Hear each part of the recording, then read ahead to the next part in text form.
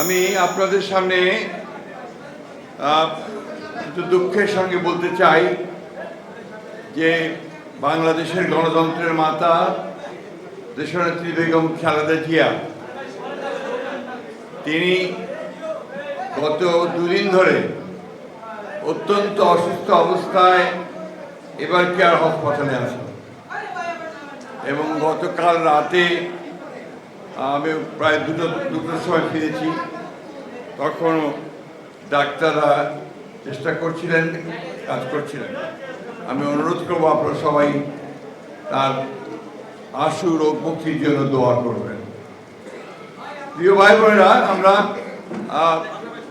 গোলাপ পরোয়ার সাহেব সঠিকভাবে বলেছেন যে সাংবাদিকদের তাদের নিজস্ব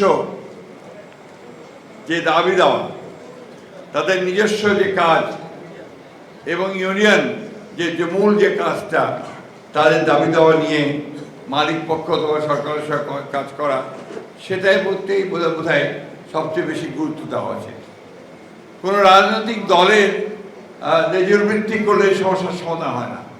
আপনারা যদি কেউ বিরোধী দলই বলেন বা সরকার দল বলেন, তাহলে সেটা কোনো দিয়ে হয় না। গত 15 বছরে ফ্যাসিবাদ অর্থাৎ শেখ হাসিনা অত্যন্ত পরিকল্পিতভাবে আপনার গণমাধ্যমের এই জায়গাটাকে একদম ধ্বংস করে দিয়েছে।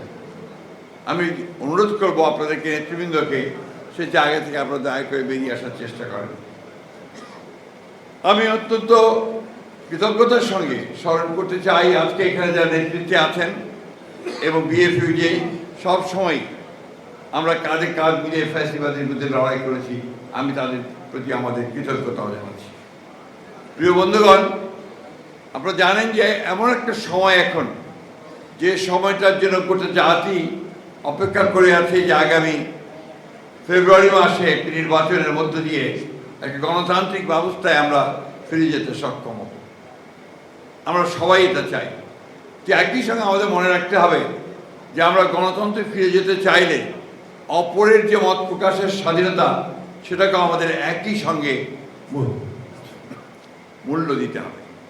কারণ আমি কিছুক্ষণ আগে কথা বলছিলাম কবি আইসিকদারের সঙ্গে, ঐক্য তো থাকবেই, মূল জায়গায় ঐক্য থাকবে, কিন্তু ভিন্নতা তো থাকবেই।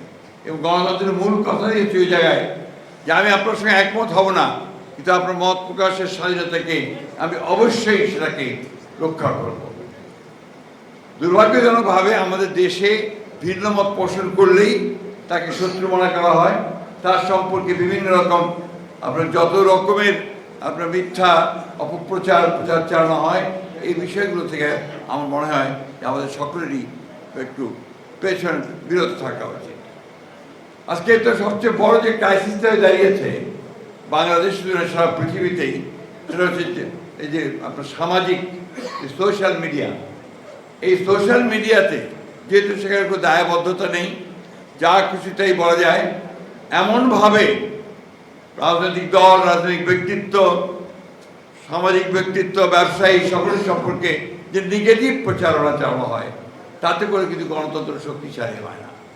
দুর্ভাগ্যজনকভাবে এখানে তারা এমনভাবে একটা প্রচারণা চালান যে বাংলাদেশে আজকে এটা একটা সমস্যায় দাঁড়িয়েছে, যেখানে আমার কাছে মনে হয় যে এক ধরনের আপনার এনার্কি, এক ধরনের একটা নৈরাজ্য সৃষ্টি করবার চেষ্টা চলছে।